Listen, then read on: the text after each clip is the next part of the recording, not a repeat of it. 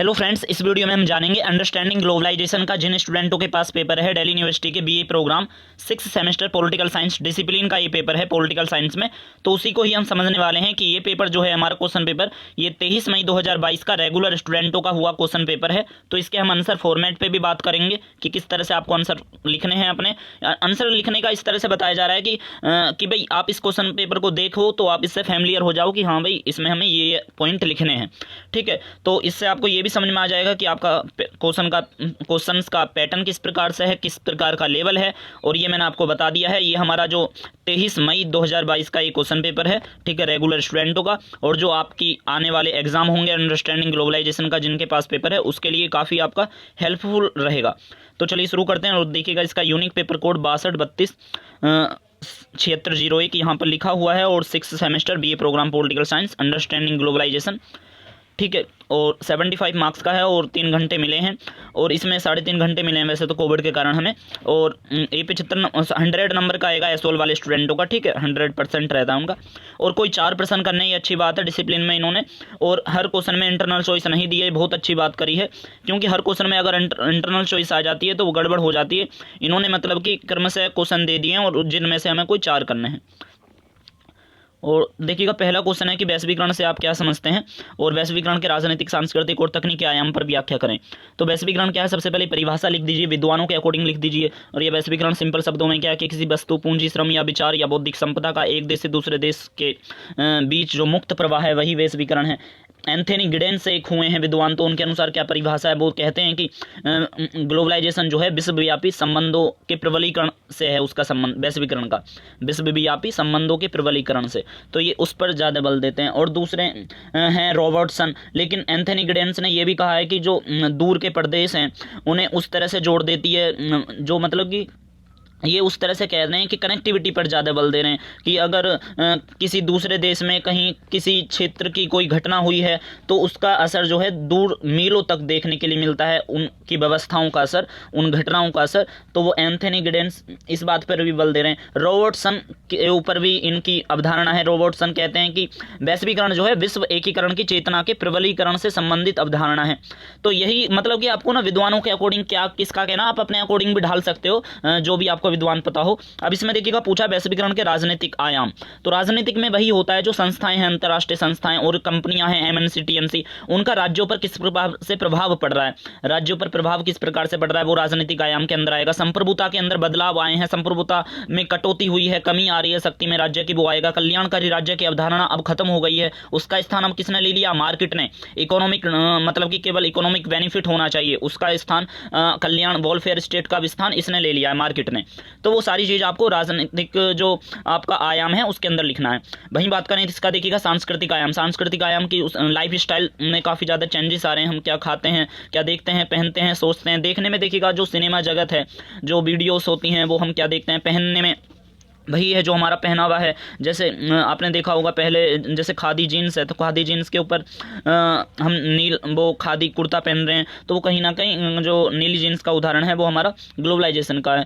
रहन सहन है और हम हमारे क्या विचारधारा है, सोचते क्या है, हम वेस्टर्न कल्चर से प्रभावित हो रहे हैं और वो हमारा सारा हमारा जो भारतीय संस्कृति है उसका हमारा कहीं ना कहीं धोवन हो रहा है।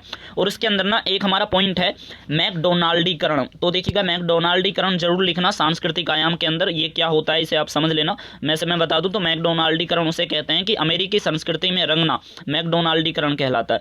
तो एग्जाम्पल भी आपको देने पड़ेंगे कि भाई पिज्जा, डोसा और हमारा जीन्स, ये फैशन इंडस्ट्री जो चल रही है, ठीक है, कहीं ना कहीं ये सारी चीज़ वेस्टर्न कल्चर से ही है, तो हमने एक्सेप्ट करी है, या इंडियन कल्चर को भी वेस्टर्न ने एक्सेप्ट करा है, ऐसी बात नहीं है।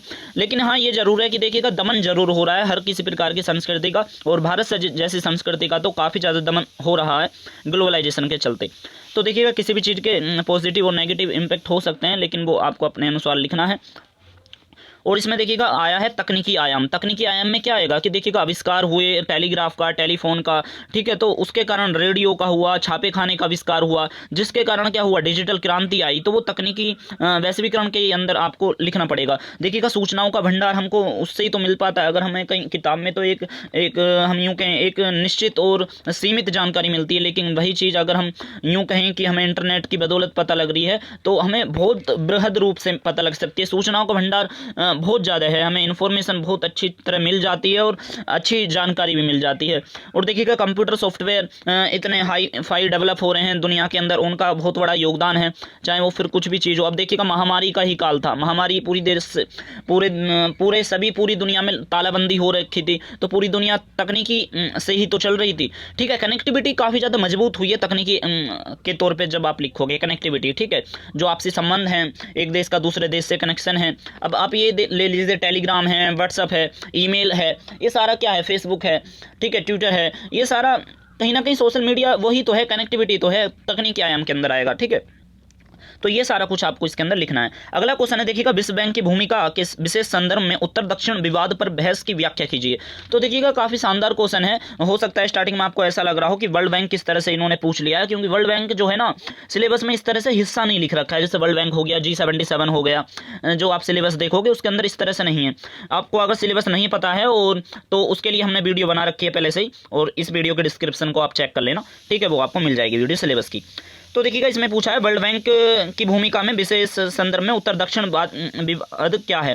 तो देखिएगा वर्ल्ड बैंक की भूमिका हो, चाहे वो पर्यावरण की भूमिका हो, वो कुछ भी चीज़ हो, चाहे वो कुछ भी आर्थिक अंतर्राष्ट्रीय संस्थान का नाम ले सकता है। उत्तर दक्षिण विवाद आपको क्या है, पहले आपको वो समझना चाहिए। उत्तर दक्षिण विवाद यही है। देखिएगा पूरा जो हमारा आपने मैप देखा वर्ल्ड का मैप ऐसे बांट दीजिए दो हिस्से में, एक ऊपर वाला हिस्सा और एक नीचे वाला हिस्सा। मतलब इस तरह से बीच में एक लाइन खींच दीजिए, तो ऊपर वाले जितने भी वो कंट्री हैं वो उन्हें कौन सा ध्रुव कहते हैं, उत्तरी ध्रुव के देश, ठीक है, और नीचे वाली जो कंट्री हैं वो दक्षिणी ध्रुव के देश। दक्षिणी ध्रुव के अंदर कैसे देश आते हैं वो आपको पता है, जो विकासशील देश हैं, ठीक है, वो सारे कैसे उसके अंदर हैं, वो कहीं ना कहीं हमारे विकासशील देश हैं। वो जैसे अफ्रीकन देश हो गए, खाड़ी देश हो गए, साउथ एशिया के देश हो गए और साउथ ईस्ट एशिया के देश हो गए, ठीक है, वो सारे विकासशील देश हैं जो दक्षिणी ध्रुव के अंदर हैं, ठीक है। और उत्तर के कौन से देश हो गए, कनाडा हो गया, यूएसए हो गया, आपका रसिया हो गया, ठीक है, और यूरोप के जो देश हो गए, तो वो कहीं ना कहीं उत्तर के विकसित देश होते हैं। तो इस तरह से आपको मतलब कि उन्हीं की आपस में जो डिबेट है, तो देखिएगा जो डेवलपिंग कंट्री हैं और जो डेवलप कंट्री हैं, तो उनकी आपस में क्या डिबेट है वही आपको सारा कुछ उसका लिखना है।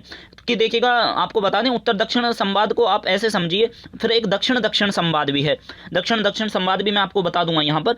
तो देखिएगा उत्तर दक्षिण संवाद यही है कि मतलब आपस में मतलब कि सहयोग के लिए, या नव अंतर्राष्ट्रीय आर्थिक व्यवस्था, जो नियो आपने पढ़ा होगा 12th लेवल पे, तो नियो की स्थापना और नियो की जो व्यवस्था है उसको मजबूत करने के लिए जो हमेशा प्रयास रहा है, उस प्रयास को मजबूत करने के लिए जो वाद विवाद, संपर्क, वार्तालाप, जो मीटिंग हुई हैं, वही सारी चीज़ आपका उत्तर दक्षिण संवाद की एक डिबेट का टॉपिक है, ठीक है। वही सारी चीज़ें आपको इसमें लिखनी है कि नव अंतर्राष्ट्रीय आर्थिक व्यवस्था जो नियो है उसको स्थापित करने के लिए किस तरह से डेवलपिंग कंट्री और डेवलप कंट्री की आपस में किस तरह से भिड़ंत होती है, और डेवलप कंट्री उसे इनकार कर देती हैं, नहीं मानती हैं, ठीक है।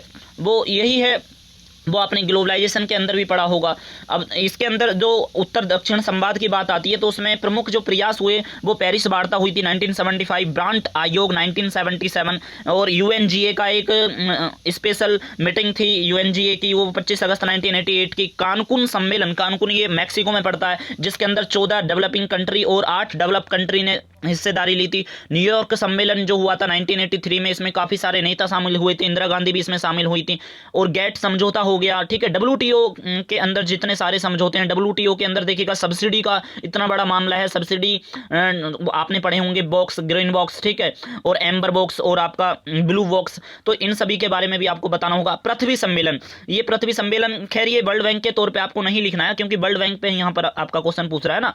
पृथ्वी सम्मेलन की जब बात आती है तो पर्यावरण के ऊपर अगर क्वेश्चन पूछ रहा है, या वैश्वीकरण पे उत्तर दक्षिण संवाद पूछ रहा है, तो आपको वो पृथ्वी सम्मेलन पर लिखना है। पर्यावरण का ये टॉपिक है। पृथ्वी सम्मेलन पर भी देखिएगा उत्तर दक्षिण का विवाद रहता है कि वो जो उत्तर की कंट्रियां हैं। अब देखिएगा इन सभी का, यानी कि जितने भी मैंने आपको प्रयास बताए हैं उत्तर दक्षिण संवाद को सफल बनाने के लिए, नव अंतर्राष्ट्रीय आर्थिक व्यवस्था को सफल बनाने के लिए जो उत्तर दक्षिण संवाद के तौर पर जो प्रयास हुए हैं, ये सारे प्रयास ही हैं। ये हेडिंग डाल डाल के आपको ये लिखने हैं, ठीक है। तो ये जो प्रयास हैं, इसमें यही बात करी गई है कि जो डेवलपिंग कंट्री हैं, यानी कि जो नीचे के विकासशील देश हैं, या जो आप कह सकते हो गुटनिरपेक्ष आंदोलन के अंदर जो शामिल देश थे, वो भी हमारे कहीं ना कहीं दक्षिण ध्रुव के देश कहते हैं, ठीक है। तो वो जितनी भी कंट्रियां हैं, तो उनकी हमेशा क्या मांग रहती है कि भाई आप जो है जो ऊपर के देश हैं, जो डेवलप कंट्रियां हैं, जो विकसित देश हैं, उनसे वो मांग कर रहे हैं किस चीज़ की कि भाई आप हमें आर्थिक सहयोग दें, हमें आप हमें तकनीकी का सहारा दें, अपनी मार्केट में जो उनकी मार्केट है डेवलप कंट्री की,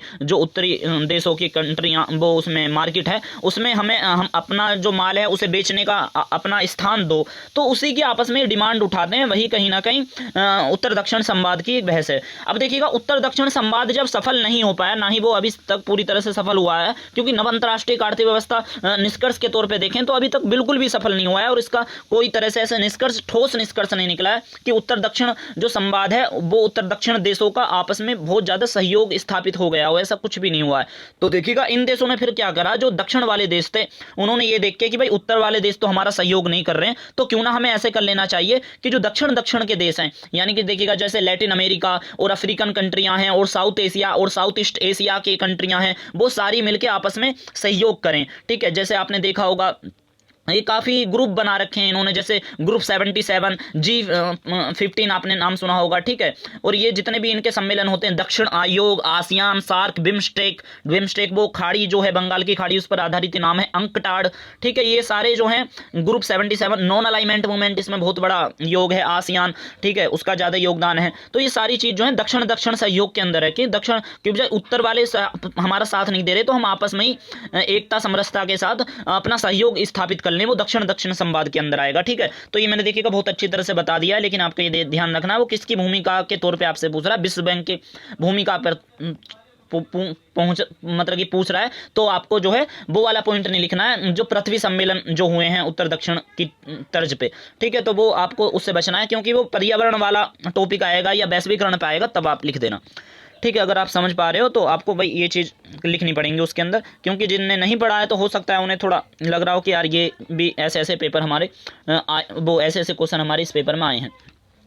ठीक है, तो देखिएगा अगला इसमें क्वेश्चन है, जो तीसरा क्वेश्चन है, वैश्वीकरण की प्रक्रिया में राज्य की संप्रभुता की संकल्पना में बदलाव आए हैं, अपने उत्तर के पक्ष में उपयुक्त तर्क दें। तो देखिएगा ये जो क्वेश्चन है इसमें यही तो पूछ रहा है कि जो राज्य की संप्रभुता है उसमें किस तरह के चेंजेस आए हैं, वही आपसे पूछ रहा है। तो जाहिर सी बात है, देखिएगा राज्य की जो पावर है यानी कि संप्रभुता है उसमें शक्ति में कमी आई है, अधिकार क्षेत्रों में कमी आई है। IMF, वर्ल्ड बैंक और WTO उनके रवैये के कारण जो है कहीं ना कहीं राज्य की संप्रभुता में कहीं ना कहीं इफेक्टेड हुई है। MNC और TNC का दबदबा, MNC TNC देखिएगा क्या है, आप ऐसे समझ लीजिए MNC TNC एक दोनों लगभग समान है। TNC नया नाम है जो UNO का आधिकारिक नाम है, UNO ने दिया है TNC MNC के नाम को ही। ठीक है, TNC, तो MNC और TNC में आप इस तरह कंफ्यूज मत होना, MNC TNC बस ये है, MNC पुराना नाम है MNC और TNC नया नाम है जो UNO द्वारा दिया गया है। ठीक है, और देखिएगा बात कर रहे थे कि हम संप्रभुता पर, तो राज्य की संप्रभुता में यह है कि अंतर्राष्ट्रीय कानून से राज्य की संप्रभुता को चुनौती मिल रही है। ठीक है, मानवाधिकार कानूनों के तहत मिल रही है, या यूनाइटेड नेशन के लॉ हो सकते हैं, वो अंतर्राष्ट्रीय संगठनों से चुनौती मिल रही है, जो नए नए संगठन बन रहे हैं, जैसे ब्रिक्स ही है। ठीक है, सार्क ले सकते हो आप, OPEC ले सकते हो, जो मतलब कि पेट्रोलियम एक्सपोर्टिंग कंट्रियों के ग्रुप हैं। ठीक है, नई विश्व अर्थव्यवस्था के तहत जो चुनौतियां मिल रही हैं, जैसे MNC के तहत मिल रही हैं चुनौतियां, बहुत सारे प्रशुल्क हैं, टैरिफ्स जिसे आप कहते हो, टैरिफ्स के तहत मतलब कि काफ़ी ज़्यादा बहुत सारे आयात प्रतिबंधों में बहुत सी कंट्रियां छूट दे रही हैं, लेकिन बहुत से छूट नहीं दे रहे हैं। तो वो कहीं ना कहीं आपको यही इसी के बारे में आपको बताना है, जो मतलब कि राज्य की संप्रभुता है वो किस तरह से उसकी संकल्पना में चेंजेस आए हैं। चौथा क्वेश्चन है, वैश्वीकृत दुनिया के संदर्भ में वैश्विक नागरिक समाज की भूमिका की चर्चा कीजिए। तो देखिएगा इसने GCS पे पूछा है क्वेश्चन, GCS बोलते हैं इसे शॉर्ट फॉर्म में, ग्लोबल सिविल सोसाइटी। ध्यान रखना GCS, ये काफ़ी एब्रीवेशन का यूज करा जाता है किताबों वगैरह के अंदर, तो GCS पे क्वेश्चन पूछा है डायरेक्टली, आपको ये ध्यान रखना है। तो GCS का मतलब यही है कि जो मतलब कि किसी भी हमारे भाई पूरी दुनिया जो है समाज से ही तो बनी है, तो अलग अलग प्रकार का दृष्टिकोण होता है सभी का, तो उसमें यही आपको बताना है कि जो मतलब कि नागरिक समाज है उसने ग्लोबलाइजेशन को किस तौर पे देखा है, किस तरह से उसके अंदर मतलब कि बदलाव के तौर पे उसने देखा है, या मैं यूँ कहूँ देखिएगा वैश्वीकरण का आपने देखा होगा कि सिविल सोसाइटियाँ जो हैं वैश्वीकरण के अंदर आपने देखा हो तो लोकतंत्र का वो काफ़ी ज़्यादा सपोर्ट करते हैं, मतलब कि कोई भी सिविल सोसाइटी हो कि लोकतंत्र को ही अच्छा माना जाता है। तानाशाही हो गया, कोई दूसरा तंत्र हो गया, उसके अंदर बिल्कुल भी अच्छा नहीं है और उससे दूसरे देशों को प्रेरणा भी मिलती है। अब देखिएगा इसमें सिविल सोसाइटियों का ये भी कहना है कि जो गरीब कंट्री है वो गरीब होती जा रही है, वो सभी का कहना है कि गरीब देश पे ही तो कस्टमर मिलता है उनको, जो डेवलपिंग कंट्रियां हैं तो वो कहीं ना कहीं गरीब देश या डेवलपिंग कंट्रियों में आते हैं अपने कंपनियां स्थापित करने, वो गरीब से गरीब होता जा रहा है। कहीं ना कहीं देखिएगा सांस्कृतिक क्षति भी हुई है, वो सिविल नागरिक समाज का ये भी कहना है। पर्यावरण को काफ़ी ज़्यादा क्षति हुई है, लेकिन इनका ये मुख्य तौर पे कहना है कि समानता और स्वतंत्रता को स्थापित करते हुए आप ग्लोबलाइजेशन को लेकर चलो, ठीक है, उनका ये कहना है। अब देखिएगा ये भी है, इनसे ये भी बेनिफिट मिला है कि पूरी दुनिया खुल गई है, गतिविधियां सभी खुल गई हैं, सभी क्रियाकलाप आप एक देश से दूसरे देश में आदान प्रदान कर सकते हो। टेक्नोलॉजी के कारण सभी समाज जो है, पूरी सोसाइटी वो इन्फॉर्मेशन से भरपूर हो गई है, सबको इन्फॉर्मेशन मिल रही है। आर्थिक, सांस्कृतिक और पर्यावरण को बहुत ज़्यादा चुनौती मिल रही है। उनका कहना यही होता है किसी भी सोसाइटी का कि भाई आप बेहतर से बेहतर का प्रयास करो। जैसे पर्यावरण है, पर्यावरण को काफ़ी चुनौती हो रही है, क्योंकि चुनौती दी जा रही है काफ़ी ज़्यादा अंधाधुंध, मतलब कि पेड़ों की कटाई हो रही है, इंडस्ट्री स्थापित हो रही हैं, तो वो कहीं ना कहीं उसका विरोध भी करते हैं। वो आप एक क्वेश्चन भी आया है इस पर सामाजिक आंदोलन पे, वो आप आगे देखोगे। अब देखिएगा यूनाइटेड आपका स्टेट हो गया, यूरोपियन यूनियन हो गया, यूनाइटेड नेशन हो गया, IMF हो गया, वर्ल्ड बैंक हो गया, उनकी नीतियां, उनकी कमियों को उजागर करने में कहीं ना कहीं नागरिक समाज की बहुत बड़ी भूमिका है। तो वो कहीं ना कहीं बताते हैं कि उन्होंने जो उसे क्रिटिसाइज करा है नागरिक समाज ने, वो मतलब कि काफ़ी ज़्यादा इंपॉर्टेंट है। तो वही देखिएगा, ये सारी चीज़ आपको कहीं ना कहीं इसमें लिखने हैं। नागरिक समाज, सिविल सोसाइटीज़, ये टॉपिक हमारा इतना मजबूत नहीं है, पर यह है कि मैंने बताने की आपको कोशिश करी है। 5th क्वेश्चन में देखिएगा, इसमें पूछा है विकासशील देशों पर वैश्वीकरण के प्रमुख प्रभाव क्या हैं। तो देखिएगा जो LDC हैं, ठीक है, लो डेवलप कंट्री या लेस्ट डेवलप कंट्री, LDC बोलते हैं शॉर्ट फॉर्म में विकासशील देशों को।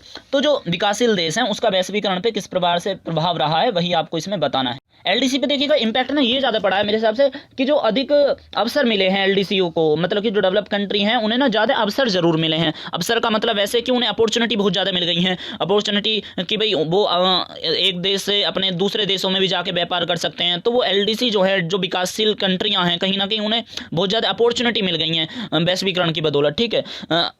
और देशों को भी डेवलप कंट्री के अंदर, डेवलपिंग कंट्री में निवेश करने के लिए या FDI स्थापित करने के लिए, कहीं ना कहीं डायरेक्ट निवेश करने के लिए, उसका भी अवसर कहीं ना कहीं मिला है। और देखिएगा LDC के अंदर पूंजी प्रवाह जो हुआ है बहुत ज़्यादा हुआ है, और उसका कहीं ना कहीं इफेक्ट, वो प्रभाव इस तरह से पड़ता है कि वो जो कंट्री होती है, जो विकासशील देश है, उसमें विदेशी मुद्रा का भंडार होता है, जिससे किसी भी कंट्री को बहुत ज़्यादा फायदा होता है। टेक्नोलॉजी के कारण देखिएगा काफ़ी ज़्यादा मतलब वो हुआ है, बढ़ोतरी हुई है, जिसके कारण LDC मजबूत बने हैं। जो कोई भी है ह्यूमन रिसोर्सेज, जो विकासशील देशों का देखिएगा, मैं यूँ कहूँ जो विकासशील देश हैं उनके अंदर जो ह्यूमन रिसोर्सेज के तौर पे जो भाई देखिएगा कामगार होते हैं, मजदूर होते हैं, वो काम करने के लिए ऊपर के देशों में जा रहे हैं, यानी कि उत्तरी देशों में जा रहे हैं, जो दक्षिण वाले देश हैं, ठीक है, नीचे के वो जा रहे हैं, कनाडा में काम करने जा रहे हैं। तो कहीं ना कहीं वो कनाडा से पैसे कमा के अपने देश में ला रहे हैं, तो वो भी कहीं ना कहीं मतलब कि उसमें उस तरह से प्रभावित करा है। बड़े देखिएगा इसमें ये भी है कि जो बड़े निर्यात बाजार हैं, जैसे मतलब एक्सपोर्ट, जहाँ पर हम अपना सामान बेच सके, तो विकासशील देशों को वहाँ पर स्थान दिया जा रहा है कि भाई आप अपना सामान बेचना चाहो बेच सकते हो। ये ग्लोबलाइजेशन के तो कारण ही हुआ है। तो देखिएगा यही ना सारे पॉइंट इसमें आएंगे, और मैं बीच में रुक गया था, मुझे खुद नहीं याद आ रहा था, मैं एकदम से भूल गया था। तो देखिएगा अगला इसमें क्वेश्चन है, वैश्वीकरण के विरोध करने में वैश्विक सामाजिक आंदोलन किस हद तक सफल रहे हैं, वो आपको यहाँ पर बताना है। तो देखिए कि ग्लोबलाइजेशन का हमेशा से विरोध होता आ रहा है सामाजिक आंदोलन के तौर पे। वो सामाजिक आंदोलन पूछ रहा है कि जो भी आंदोलन हुए, तो देखिएगा इसमें ना बहुत सारी चीज़ें अनगिनत हैं। अब आप यही देख लीजिए, इंडिया के अंदर जो किसान आंदोलन चला, ठीक है, हरियाणा, आपका पंजाब, और मुख्य तौर पे पंजाब और उत्तर प्रदेश, तो ये जो हमारे राज्य रहे, तो इसने किसान आंदोलन, महेंद्र सिंह टिकैत और राकेश सिंह टिकैत, तो इनकी बड़ी महत्वपूर्ण भूमिका थी। इन्होंने क्या करा, MSP दोस्तों आप वहाँ पे पढ़ोगे, MSP मिनिमम सपोर्ट प्राइस बोलते हैं इसे, उसमें WTO के अंदर जब आप वहाँ पर पढ़ोगे सब्सिडीज़ के बारे में, तो सब्सिडी आपको पढ़ाया जाएगा कि कितने प्रकार की सब्सिडी होती हैं। तो वो 3 प्रकार की, वो मैंने आपको पहले ही बता दिया है। तो MSP को समाप्त करने का ये सरकार चाह रही थी कि MSP समाप्त हो जाए, लेकिन MSP जो है लागू रही है, और जो 3 काले कानून 3 किसान कृषि से संबंधित आए थे, वो देखिएगा रिजेक्ट हो गए हैं अब, ठीक है। इतने दिन आंदोलन चला, वो आंदोलन जो था कृषि को प्राइवेट ना हो जाए, कृषि को भी प्राइवेट ना कर दे सरकार, इसी की तर्ज पे तो था। तो आंदोलन करा, प्राइवेट हो जाएगी और कंपनियां हम अपना अधिकार स्थापित कर लेंगी किसानों पे, तो और ज्यादा दमन होएगा फिर तो किसानों का। तो इसलिए ये आंदोलन करा गया था। ये जो 3 काले कानून थे, ठीक है, और इसके अंदर एमएसपी की गारंटी की बात करी गई थी। तो ये कहीं ना कहीं प्राइवेटाइजेशन के विरोध में ही तो चीजें हो रही हैं। जहां जहां देखिएगा प्राइवेटाइजेशन के विरोध में बात होगी, वो कहीं ना कहीं ग्लोबलाइजेशन के विरोध की बात हो रही है, ठीक है। इस बात का आप ध्यान रखें, क्योंकि ग्लोबलाइजेशन का महत्वपूर्ण कारक ही यही है कि भाई वो फ्री ट्रेड की बात करता है, वो उदारीकरण की बात करता है, वो ग्लोबलाइजेशन की बात करता है, ठीक है। इंडिया के अंदर ही देख लो, हमने भारी मार्केट को अपने देश में आने के लिए कब स्थापित ज़्यादा जोरों से करा, 1991 में, ठीक है, जब एलपीजी हमने अपनाई थी, लिबरेशन, प्राइवेटाइजेशन और ग्लोबलाइजेशन, तो उसके कारण ही तो हुआ। अब देखिएगा श्रमिक वर्ग को भी काफ़ी ज़्यादा चुनौतियां मिली हैं, उनकी भी अपनी अपनी समस्याएं हैं श्रमिक वर्ग की। वो सरकारी प्राधिकरण, जो जितनी भी सरकारी चीज़ें, आप रेल वगैरह देख लो, हर चीज़ प्राइवेट होती जा रही है, तो वो भी कहीं ना कहीं जनता उस चीज़ का विरोध करती है। विरोध क्यों करती है कि भाई जो हमारे उपक्रम है, जो सरकारी उपक्रम है, अब उसमें प्राइवेट नौकरियां मिलेंगी, अब हमें परमानेंट नौकरियां थोड़ी मिल जाएंगी, और सरकारी नौकरी की जो तनख्वाह होती है वो बहुत ज़्यादा होती है। तो उसी के लिए तो आज की आम जनता मरती है कि भाई कर्मचारियों का परमानेंट नहीं हो पा रहे हैं, वो चाहे एजुकेशन सेक्टर क्यों ना ले लो, वो सारी चीज आज उसका विरोध तो हो रहा है। आपने देखा होगा, चाहे वो विश्वविद्यालय ही क्यों ना हो, भाई देखिएगा वही सारी चीज आपको, मतलब कि डिबेट टॉपिक है ये, उसी में ही, उसी की तर्ज पे आपको ही लिखना है। और देखिएगा वर्ल्ड बैंक है, आईएमएफ है, डब्ल्यूटीओ है, इनकी मनमानी नीतियां हैं, और कहीं ना कहीं ये जो मतलब कि अमीर कंट्रियां हैं, रिच कंट्री हैं, जिन्हें आप विकसित देश कहते हो, उनके द्वारा तो निर्धारित हो रही हैं इनकी नीतियां, और जिसका भाई एलडीसी विरोध करती हैं, मतलब कि विकासशील देश इनका विरोध करते हैं। उत्तर दक्षिण संवाद इसके अंदर आप लिख सकते हो, सामाजिक आंदोलन के अंदर, ठीक है, वो आप लिख सकते हो। और इसके अंदर देखिएगा ये भी है कि पर्यावरण प्रदूषण हो रहा है, और भारत के अंदर देखा होगा गंगा यमुना पूरी तरह से प्रदूषित हो रही हैं, उद्योग स्थापित हो रहे हैं, कहीं ना कहीं उनकी चिमनियों से इतना खतरनाक धुआं निकल रहा है, और उसको वो CO2 का इतना हम उत्सर्जन कर रहे हैं, और वो ग्रीन हाउस गैस में तब वो काफ़ी ज़्यादा वहाँ पर इकट्ठा हो रहा है। तो वो आप उसमें पढ़ोगे, क्या नाम है, ग्लोबल वार्मिंग के अंदर, ठीक है। और सूखा आ रहा है, फसल बर्बाद हो रही है, पशु मर रहे हैं। ऑर्गेनिक फार्मिंग इसमें वो सबसे बड़ा पॉइंट है, ठीक है, वो फार्मिंग का, किसान का, एग्रीकल्चर का, वो इसमें ना बहुत ज़्यादा आपको लिखना पड़ेगा। सामाजिक आंदोलन में जो विकासशील देश है ना, उनका काफ़ी ज़्यादा विरोध कर रहे हैं, और हमेशा से वही विरोध करते आए हैं, जो देखिएगा लाजमी भी है। अब देखा होगा आपने, जेनेटिक मॉडिफाइड फूड चल रहे हैं, जेनेटिक मॉडिफाइड प्लांट चल रहे हैं, तो क्या चीज़ सही है? वो इंसान के स्वास्थ्य के लिए भी सही नहीं है, पर किसान क्या करे, उसको करना भी पड़ता है, ठीक है। उसको भाई अब वो देने पड़ रहे हैं, यूरिया इतना ही मात्रा में मिलाना पड़ रहा है, उसे पता नहीं कितने कितने केमिकल से मिलाकर वो उत्पादन को बढ़ाना पड़ रहा है, क्योंकि उतना उत्पादन नहीं हो पाएगा ना ऑर्गेनिक अगर वो फार्मिंग करेगा फिर। तो वही देखिएगा, यही सारी चीज़ आपको कहीं ना कहीं इसमें लिखनी पड़ेंगी सामाजिक आंदोलन में, और आप के भी इसमें अगर पॉइंट हैं तो आप उन्हें भी ऐड करें अच्छी तरह से। अगला देखिएगा, इसमें क्वेश्चन है 7वां, कि आपको लगता है कि वैश्वीकरण के दौरान पर्यावरण के लिए गंभीर खतरा उत्पन्न हो गया है?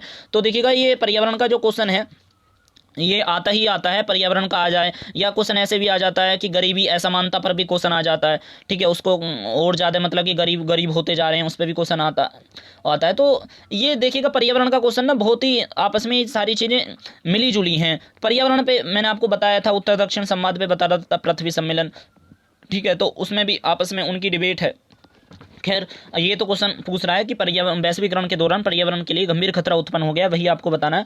देखिएगा, तेजी के साथ औद्योगिकरण हो रहा है, ठीक है, धरती गर्म हो रही है, तो इससे क्या हो रहा है, परिस्थिति की जो चक्र है, इकोसिस्टम पूरी तरह से इफेक्टेड हो रहा है। ईंधन का अंधाधुंध खपत हो रही है, जिसके कारण आपने देखा होगा ना पर्यावरण पर किस तरह से क्षति हो रही है। ईंधन का जब खपत हो रहा है, हम उन ईंधन स्रोतों का इस्तेमाल नहीं कर रहे हैं जो हम दोबारा से निर्मित कर लें, ठीक है, जैसे आपका मतलब कि वो है सूर्य ऊर्जा है, ठीक है, मतलब कि बहुत सारी चीज़ें हैं, ये सोलर पैनल चल रहे हैं, तो ये कहीं ना कहीं इनका यूज करना चाहिए हमको, मुकाबले उसका। भाई वो पेट्रोल जो है एक बार निकलने के बाद आपको पता है ना कि कितने कितने हजारों साल बाद वो निर्मित होता है, वो तुरंत थोड़ी होता है। अब कभी ना कभी तो वो खत्म होगा ना। पेट्रोलियम जो पदार्थ है हम निकालते जा रहे हैं, धरती से निकालते जा रहे हैं, तो हमको जो है उस ईंधन पर स्थानांतरित होना पड़ेगा, मतलब कि दोबारा से हम उसे वो कर लें, मतलब कि रिन्यूअल कर लें, रिन्यूअल एनर्जी कहते हैं इसे, तो वो कर लें। और देखिएगा, ध्वनि प्रदूषण हो चाहे वायु प्रदूषण हो, ये बहुत तेजी के साथ बढ़ रहे हैं। प्लास्टिक का अत्यधिक प्रयोग हो रहा है। देखिएगा, आपने देखा होगा जब हम एक देश से दूसरे देश में आते जाते हैं समुद्री जहाज़ों के माध्यम से, मतलब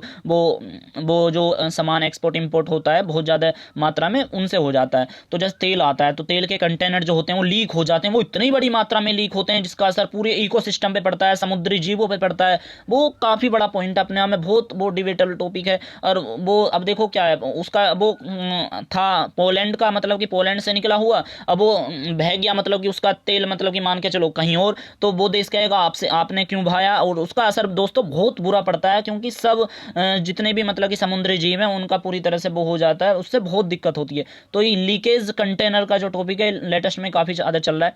पर्यावरण को देखिएगा, ये भी है कि जेनेटिक मॉडिफाइड प्लांट विकसित किए जा रहे हैं। प्लांट का मतलब कि उसका उसमें दूसरा वो डाल के जीन के कुछ गुणसूत्र लेके दूसरे प्लांट में डाल देते हैं, जिससे उसकी गुणवत्ता पे असर आता है। तो वो कहीं ना कहीं अनुवांशिक रूप से उसको क्षति पहुंचाना, ये बहुत गड़बड़ वाली चीज़ है, ऐसा नहीं करना चाहिए, लेकिन किया जा रहा है उत्पादन को बढ़ावा देने के लिए। ये वैसे एक तरह से देखो कि इसका पॉजिटिव इम्पैक्ट ये भी है कि ये किया भी जाना चाहिए, लेकिन उस मात्रा में किया जाना चाहिए जो पॉजिटिव इम्पैक्ट ही हो, क्योंकि इसका नेगेटिव इम्पैक्ट ज़्यादा रहता है, क्योंकि इसके अंदर केमिकल्स वगैरह का इस्तेमाल किया जा रहा है। अब देखिएगा कहीं ना कहीं जो प्राइवेट कंपनियां हैं वो संसाधनों का अत्यधिक दोहन कर रही हैं। वनोन्मूलन इसमें सबसे इम्पोर्टेंट टॉपिक है। आपने देखा होगा वो मध्य प्रदेश के अंदर बताया जा रहा है कि हीरे निकलेंगे, उसके अंदर इतना सारा वन का जो पार्ट है हमारा, फॉरेस्ट इतनी मात्रा है उसकी, मैं आपको बता भी नहीं सकता। मतलब वो आपने देखा होगा किस तरह से मतलब मध्य प्रदेश के वो सारे जंगल अब कट जाएंगे, वहाँ पर बताए जा रहे हैं, इसके नीचे रिसर्च हुई है कि उसके अंदर हीरे मिलेंगे हमको। तो वो कहीं ना कहीं बहुत गलत चीज़ है ना, वो हीरो के कारण उन हीरे को क्यों काट रहे हो जो इतनी मात्रा में वहाँ पे जंगल बसा पड़ा है और उसके अंदर आदिवासी लोग भी रहते हैं। तो वो कहीं ना कहीं देखिएगा बहुत गलत है। वनोन्मूलन तो ये जितना भी हो रहा है ये बंद होना चाहिए, और वनोन्मूलन अपने आप में ही बहुत बड़ा टॉपिक है। जब आप इसमें लिखोगे, पहाड़ों को देखिएगा काट कर रास्ता बनाया जा रहा है। पहाड़ एक प्राकृतिक संपदा है, उसे नहीं काटना चाहिए। खेती बंजर हो रही है मतलब पूरी तरह से, और उस भूमि पर फिर औद्योगिक रूप से कब्जा कर लिया जाता है। ये कि यहाँ पर तो अब खेती थी ही नहीं, अब जहाँ आपने देखा होगा खेती थी, आज हर जगह इंडस्ट्री स्थापित हुई पड़ी है। ये तो पॉइंट भी कहा जाता है कि जहां आज उद्योग स्थापित हुए पड़े वहां पर, या जहां पर आज कृषि वाली जमीन है, वहां पर उस जमाने में वो हुआ करते थे, जंगल हुआ करते थे। ठीक है, तो वो एक सही भी पॉइंट है। और देखिएगा अंतर्राष्ट्रीय समझौते हो, चाहे अंतर्राष्ट्रीय सम्मेलन हो, चाहे वो स्टॉकहोम सम्मेलन हो, चाहे पृथ्वी सम्मेलन की कोई सी भी वार्ता हो, सभी का अनदेखी के साथ मतलब कि अंधाधुंध मतलब कि अनदेखी की जा रही है। वो कोई उसमें वो बात नहीं है कि मतलब कि वो उसका पालन कर रहे हैं, खूब अंधाधुंध उसका मतलब कि अवमानना की जा रही है। कोई दिक्कत नहीं है, बस यही है, सबको अपना हित चाहिए।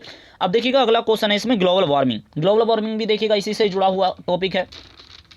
तो देखिए कि ग्लोबल वार्मिंग क्या है कि पृथ्वी का जो एवरेज टेम्परेचर है उसका बढ़ना, पृथ्वी की जो सतह है उसके एवरेज, अब देखा होगा आपने गर्मी में देखिएगा जो उत्तर भारत है उसमें उसका टेम्परेचर कितना ज़्यादा बढ़ रहा है, 50 डिग्री को छूने को जा रहा है। ये कहीं ना कहीं क्या है, ये वही तो है, ग्लोबल वार्मिंग का ही तो वो है, हमको देखने के लिए मिल रहा है। अब उसका कारण क्या है, अब एसी में बैठने वाले लोग हमको ये संदेश देते हैं कि मतलब कि पर्यावरण ग्लोबल वार्मिंग पे लेक्चर दे रहे हैं। एसी में बैठने वाले लोग, या मैं यूँ कहूँ एसी में बैठने वाले लोग हमसे ये कह रहे हैं कि भाई आप पर्यावरण बचाओ, पेड़ मत काटो, प्रदूषण फैल रहा है। तो ये बहुत गलत बात है ना भाई। एसी क्या है, वो गर्म हवा बाहर फेंक रहा है, वो पर्यावरण को ही तो दिक्कत करता है ना। खैर वो अपने आप में वैसा टॉपिक है। तो देखिएगा कहीं ना कहीं CO2 जो हमारा कार्बन डाइऑक्साइड है, CO2 जब उसके स्तर में बढ़ोतरी होती है तो कहीं ना कहीं ग्रीन हाउस गैस को प्रभावित करती है। तो उसके प्रभावित होने से ही एवरेज जो हमारा टेम्परेचर रहना चाहिए उसमें जब बढ़ोतरी होती है तो वही ग्लोबल वार्मिंग कहलाती है। अब देखिएगा क्या बर्फ पिघल रही है, कहते हैं कि जो वैसे वैसे देश है ना, जैसे मालदीव हो गया, ठीक है, जो छोटे छोटे देश हैं बेचारे टापू के जैसे देश हैं, तो उन्हें बहुत ज़्यादा दिक्कत होगी। जैसे आपने देखा होगा इंदिरा पॉइंट है हमारा अंडमान निकोबार में, ठीक है, वो देखिएगा पूरी तरह से डूबता जा रहा है अब, ठीक है, डूब भी गया है जहाँ तक है। तो वो कहीं ना कहीं क्या है, वो जो समुद्री बर्फ है, वो सॉरी मतलब कि जो अंटार्कटिका की बर्फ है, जो हमारी जमी हुई बर्फ़ है वो पिघलती जा रही है। अब वो पिघलती जा रही है तो हम उसे कंट्रोल नहीं कर सकते हैं अभी किसी भी कारण से। बस हाँ, उसे ये है कंट्रोल का मतलब उसे दोबारा से बर्फ़ थोड़ी बना देंगे हम, बिल्कुल भी नहीं बनने की वो तो अब, क्योंकि वो तो अब वो बह गई तो बह गई। अब ये मान लो कि बस ये है कि हमें ज़्यादा से ज़्यादा पेड़ बचाएं, अपनी शीतल धरती बनानी पड़ेगी हमको। जब होगा ओजोन परत में छिद्र जो हो रहा है कि वो भी कहीं ना कहीं ग्लोबल वार्मिंग का वो है। हमें देखिएगा ग्रीन हाउस गैस का उत्सर्जन कम करना पड़ेगा, यही बात है। ग्रीन हाउस गैस का इसमें टॉपिक आपको पढ़ लेना जब ग्लोबल वार्मिंग की बात आती है, तो ये बहुत इंपॉर्टेंट पॉइंट है ग्रीन हाउस गैस, ठीक है। ग्रीन हाउस गैस के अंदर कितनी गैस होती हैं वो सारी चीज़ कि उनकी गैसों के उत्सर्जन का, उसमें सबसे जो जिम्मेदार जो गैस है वो है कार्बन डाइऑक्साइड और मीथेन। इसमें भी कार्बन डाइऑक्साइड ही है कि उसका उत्सर्जन इतना ज़्यादा हो रहा है ना। पेड़ लगा नहीं रहे हो, कार्बन डाइऑक्साइड को सोखने का काम कौन करता है, वृक्ष ही तो करते हैं। वृक्ष आप काट रहे हो तो क्या होगा, हीट होगी, धरती हीट होगी तो लो फिर मजे, और टेम्परेचर इतना खतरनाक है। अब देखिएगा इसमें ना आप अपना सुझाव भी दे सकते हो कि देश को ऐसी नीतियां बनानी चाहिए। खैर अगर पर्यावरण पे लिखने के लिए आए कहीं और तो वहाँ लिख देना, अगर इसमें ज़्यादा हो जाए कि पेड़ लगाने को लेकर नीतियां बनानी चाहिए, सरकार को आंदोलन होने चाहिए कि ऐसी नीतियां बनाए कि एक परिवार एक पेड़, कुछ इस तरह से। जैसे आपने देखा होगा पल्स पोलियो रविवार अभियान, ठीक है, स्वच्छ भारत अभियान, ये शौचालय का इंडिया में चला नहीं क्या, खूब चला, इस पे भी तो हो सकता है ना काम। वही है, सबको अपना फायदा देखती है सरकार। अब देखिएगा अंतर्राष्ट्रीय मुद्रा कोष पे लिखने के लिए आया है इंटरनेशनल मॉनेटरी फंड, तो इंटरनेशनल मॉनेटरी फंड पे देखिएगा लिखने के लिए आया, तो इसमें यही बताना है कि इसके अंदर कितने मेंबर हैं, इसका उद्देश्य क्या है, इसकी प्रकृति क्या है, यही सारी चीज़। और इसका देखिएगा मैं मोटा मोटी बता दूं आपको, इसकी स्थापना 1944 में हुई थी जुलाई के महीने में। 190 इसके मेंबर हैं, हेडक्वार्टर इसका अमेरिका में है, DC वॉशिंगटन में, ठीक है। ब्रिटेन वुड्स संस्था का ये एक रूप माना जाता है, आपको पता होगा वर्ल्ड बैंक और IMF ही एक रूप है ब्रिटेन वुड्स संस्था का। 44 देशों ने स्टार्टिंग जब हुई थी इसकी, 44 देशों ने आर्थिक सहयोग के लिए फ्रेमवर्क स्थापित किया था कि जैसे 1929 में देखिएगा बहुत बड़ी महामंदी आई थी, ठीक है, वैश्विक महामंदी कहा जाता है, पूरी शेयर मार्केट डाउन हो गई थी, पूरे वर्ल्ड की, सारे हर जगह इफेक्ट हो गया था उसका।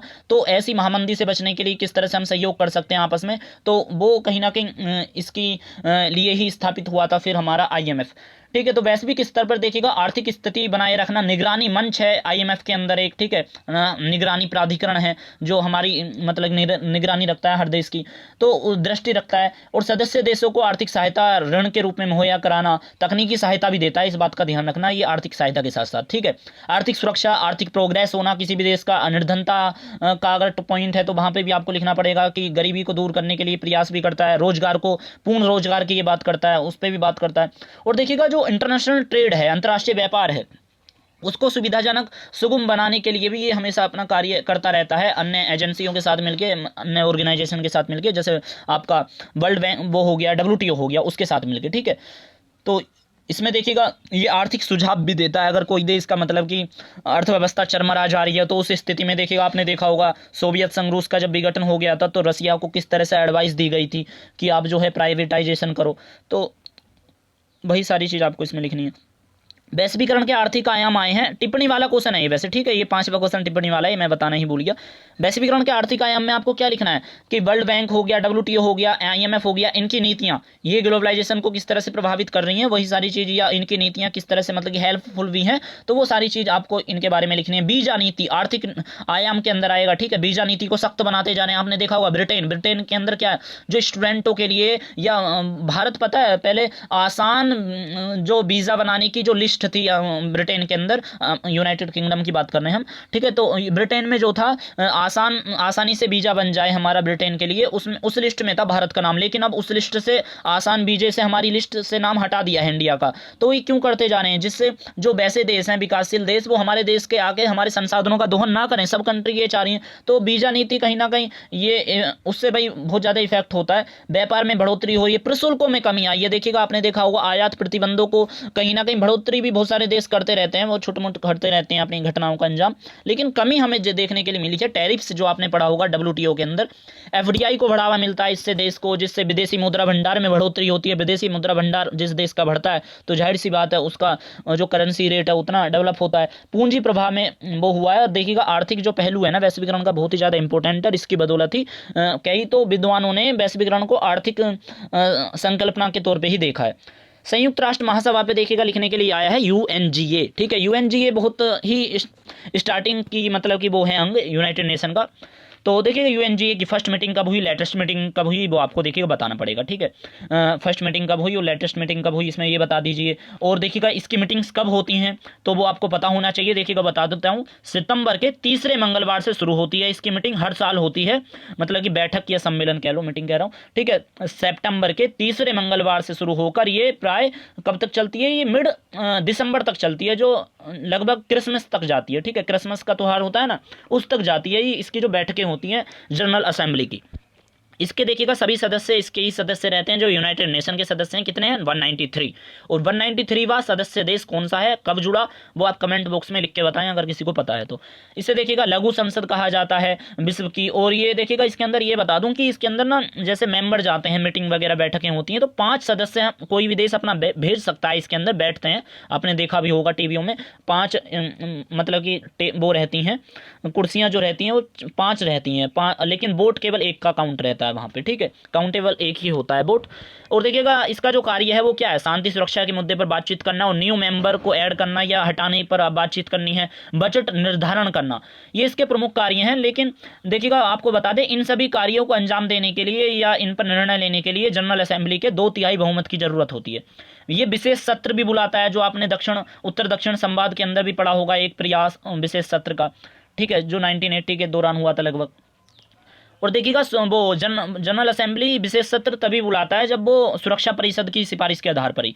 और देखिएगा जो आईसीजे है, इंटरनेशनल कोर्ट ऑफ जस्टिस, उनके जजों की सदस्यता लेना, इकोसोक के मेंबरों को सदस्यता दिलाना, महासचिव की नियुक्तियां करना। अभी महासचिव कौन है हमारे, वो है ना एंटोनियो गुटेरेस, जो पुर्तगाल के हैं और वो दूसरी बार चुने गए हैं। और शांति के लिए एकता का प्रस्ताव, ये देखिएगा बहुत बड़ा पॉइंट है, शांति के लिए एकता का प्रस्ताव, इसके बारे में आप लिखना अगर आपको मिलता है पॉइंट, ठीक है। तो यही था देखिएगा पूरा क्वेश्चन पेपर। आई होप कि आपको क्वेश्चन पेपर के माध्यम से ये भी समझ में आ गया होगा कि क्वेश्चन पेपर किस प्रकार से आए हैं, ठीक है, और किस तरह से क्वेश्चन आए हैं वो आपको अच्छे से समझ में आ गया होगा। और आंसर भी मैंने आपको लगभग बता दिए हैं कि किस तरह से आपको आंसर फॉर्मेट करना है। आई होप कि आपको वीडियो पसंद आई होगी। वीडियो पसंद आई है तो आप अपने ग्रुपों में से शेयर कर सकते हो कि भाई ये 23 मई 2022 का लेटेस्ट क्वेश्चन पेपर है और इसका आंसर फॉर्मेट के साथ मैंने एक्सप्लेन कर दिया।